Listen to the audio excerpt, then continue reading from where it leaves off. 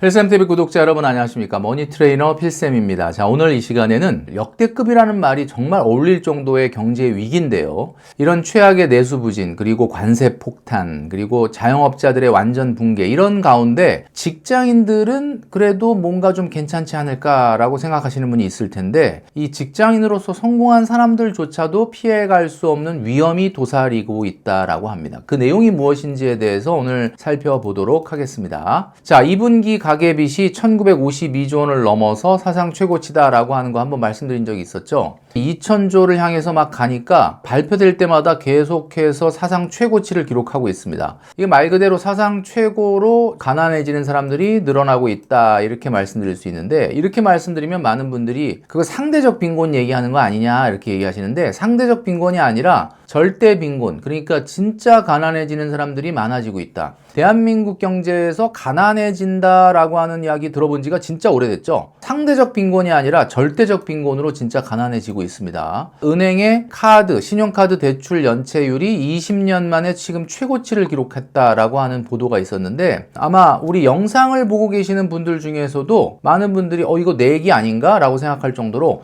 평범한 사람들도 푸어가 되는 경우가 많다라는 이야기입니다. 그 내용이 어떤 걸까요? 자, 첫 번째는 바로 베이비 푸어입니다. 자, 베이비 푸어? 이게 도대체 뭔가라고 얘기하는데, 최근에 보면 여러분도 아시겠지만 임신, 초음파, 주수별로 입체 사진을 찍는 거를 봤습니다. 그러니까 저희 같은 경우는 그때 이제 초음파 사진 한번 보고 끝나는데, 이제는 주수별로 입체 사진을 찍는, 이게 돈이 좀 많이 들어간다고 하거든요.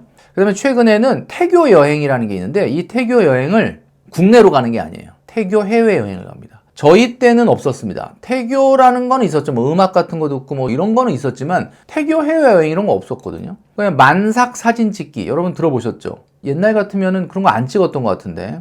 그 다음에 최근에 산후조리원 보통 2주 정도 있는데, 2주 비용이 VIP 룸 기준으로 540만 원이다. 2주 동안에 재워주고 먹여주고 하는 거, 그리고 이제 보살펴 주는데 540만 원. 근데 이것도 보니까, 제가 찾아보니까 뭐 VIP도 있고 스페셜도 있고 뭐 여러 가지 이름들이 있는데, 뭐가 제일 좋은 건지는 모르겠어요. 그리고 각종 육아용품 같은 경우도 보면은 굉장히 고가가 많습니다. 여러분 아시겠지만은 이제 옛날처럼 2명, 3명은 안 낳다 보니까 아이 1명 낳으면 그냥 이 아이 1명이 정말 말 그대로 금이야 오기야 키우게 되는데, 그러다 보니까 이런 것들이 베이비 푸어를 유발한다라는 이야기가 있죠. 자, 베이비 푸어만 있는 게 아니죠. 여러분, 이 아이가 크게 되면은 우리 아이가 또 경쟁에 뒤처질까봐 학원을 다니게 되는데, 이러면서 등장하는 것이 바로 에듀 푸어라고 합니다. 둘째가 크고 나면 월급 절반이 학원비로 나간다. 에듀 푸어에게 소비, 출산 다 막혀. 에듀 푸어가 등장하는 것이 소비도 위축시키고, 그리고 출산, 지금 국가가 저출생 문제가 굉장히 심각한데 이걸 해결하기가 어렵다. 이거 지금 보여드리는 사진은 건물 전체가 다 학원인 그런 사진인데, 이게 무슨 입시학원으로 뭐 중고등학교가 아니고 초등학교 때부터 이렇게 우리 아이가 경쟁에 뒤처질까봐 그 불안감과 공포감 때문에 에듀푸어가 생긴다라는 이야기죠. 자, 그 다음에 카푸어입니다. 아이가 태어나고 나면은 이제 아이를 데리고 어디 나들이를 간다든가 차가 필요합니다. 그래서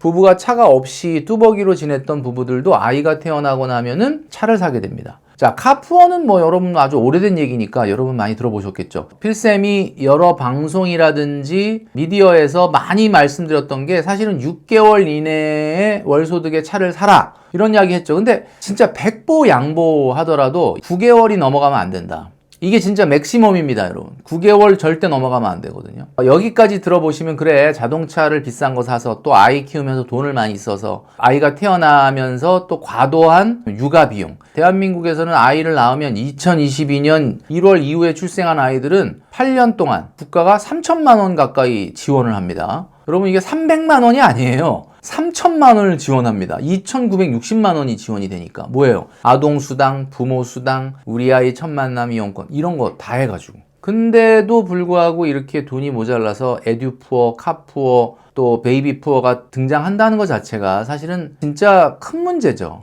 자, 그런데 여러분, 성공한 사람들도 푸어가 생길 수 있다라는 이야기입니다. 한진해운 상무님 퇴사 후 그 뒤라는 기사입니다. 한진해운, 이 한진해운이 한때 우리나라 해운 업계에서 정말 엄청나게 큰 회사, 대기업 아니겠습니까? 한진그룹이었으니까. 그런데 상무님까지 하셨다. 그러면 이게 직장 생활에서는 뭔가 성공하신 분 아닙니까? 성공하신 분이죠. 그런데 이 성공하신 직장인조차도 퇴직하고 나서 지금 보여드리는 것처럼 택배를 뛰고 있는 사연입니다. 한때 국내 1위이자 세계 7위 해운사였던 한진해운의 임원까지 지내셨던 분도 생계형 경제활동, 퇴직하고 나서 이런 일들을 하는 걸 보면은 결국 성공한 직장인들도 이 푸어를 피해갈 수 없다라는 이야기입니다. 조선일보의 땅집고라고 하는 커뮤니티에 올라온 글입니다. 15억 아파트 보유한 노인이 빈곤층이다 라는 걸로 촉발된 하우스 푸어 논쟁, 이렇게 되어 있습니다. 지금 제가 여러 푸어를 말씀드렸는데 베이비 푸어, 에듀 푸어, 카 푸어 말씀드렸습니다. 그리고 이제 하우스 푸어가 등장을 했는데 서울의 평균 아파트 가격이 14억이라고 합니다. 근데 이건 평균이잖아요. 평균은 별 의미가 없어요. 그래서 평균보다는 이 중위 가격이 중요하죠. 그러니까 가장 비싼 아파트부터 가장 싼 아파트를 랭킹을 매겼을 때 딱 중간에 와 있는 아파트는 가격이 한 11억 정도 된다고 합니다.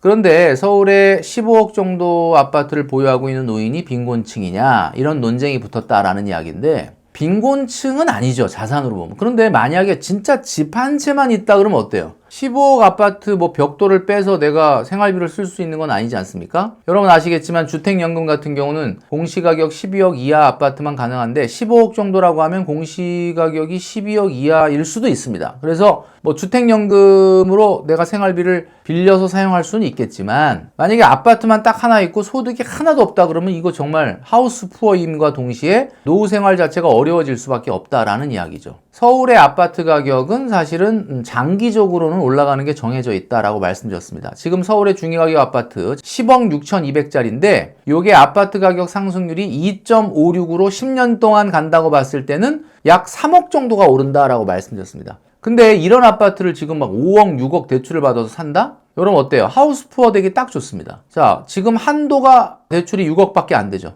6억을 30년으로 4%로 대출을 받으면 내야 될 원리금이 286만 원이에요. 이 중에 이자가 200만 원이니까 아까 10년 동안 얼마 올라갈 걸로 예상된다고요? 3억 500. 그러니까 약 3억 정도 올라가는데 이 이자 200만 원 10년 내면 2억 6,500이에요. 그러니까 사실 3억 올라간다고 해도 자본소득 2억 6,500 빼고 나면 남는 차이가 한 5천만 원밖에 안 돼. 5천은 안 되는 거예요. 4천만 원밖에 안 되는 거죠. 그러니까 이게 2.56% 올라간다고 예상이 된다고 봤을 때 이렇게 5억 6억을 대출받아서 내 집 마련을 한다? 사실 그렇게 커다란 실효적 이익은 없다라고 봐야 되는 겁니다. 왜냐하면은 이게 일반적인 서울 아파트의 기대값 같은 경우는 지금 보여드렸던 것처럼 2, 3% 이상 올라가기가 쉽지가 않기 때문이죠.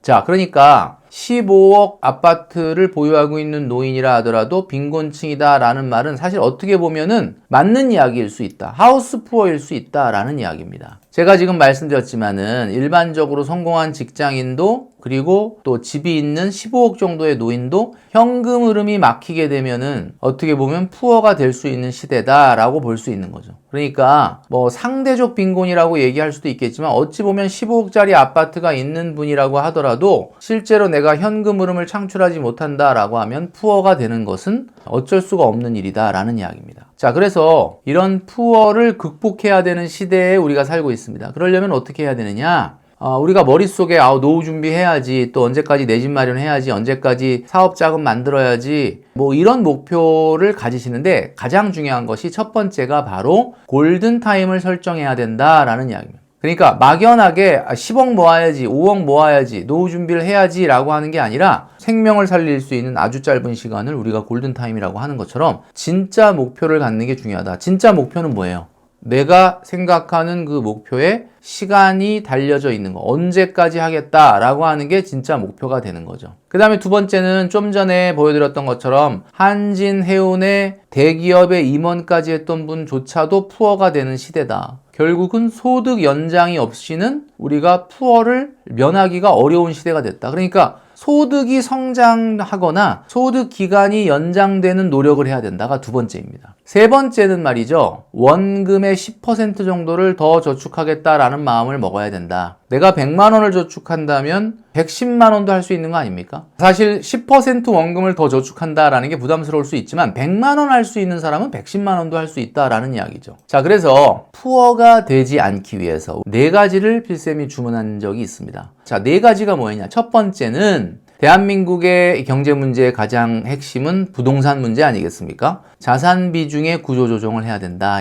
부동산으로 너무 편중됐던 자산을 이제 금융자산으로 옮기는 그런 노력을 해야 된다. 너무 부동산 하나만 믿고 있다가는 콘코 다칠 수가 있다라는 이야기죠. 둘째는 부채 구조조정입니다. 이게 부동산의 구조조정하고도 맞물려 있거든요. 지금 대한민국의 대부분의 문제는 너무 많은 돈이 부동산에 묶여 있고 또 그 부동산이 부채가 있다라는 거예요. 그리고 그것뿐만 아니라 집이 없는 우리 젊은이들 같은 경우도 마이너스 통장 쓰는 것을 너무 편하게 생각한다. 뭐 마이너스 통장 나만 있는 게 아니거든요. 주변에 보니까 다 마이너스 통장 있던데 뭐 이렇게 하면서 마이너스 대출이 있는 것에 대해서 너무 관대하다라는 거예요. 부채부터 먼저 갚아라 라고 말씀드렸습니다. 자, 세 번째는 필쌤이 늘 말씀드리는 거지만 소비의 구조조정입니다. 자, 우리가 쓰고 있는 것 늘 당연히 반드시 써야 되는 것 같지만 내 소득에 걸맞는 소비인지를 한번 생각을 해봐라. 좀 전에 말씀드렸던 우리가 카푸어 같은 경우도 마찬가지죠. 카푸어도 마찬가지, 하우스푸어도 마찬가지. 내 소득에 맞는 집이냐, 내 소득에 맞는 차냐, 내 소득에 맞는 쇼핑이냐, 내 소득에 맞는 문화 레저 비용이냐.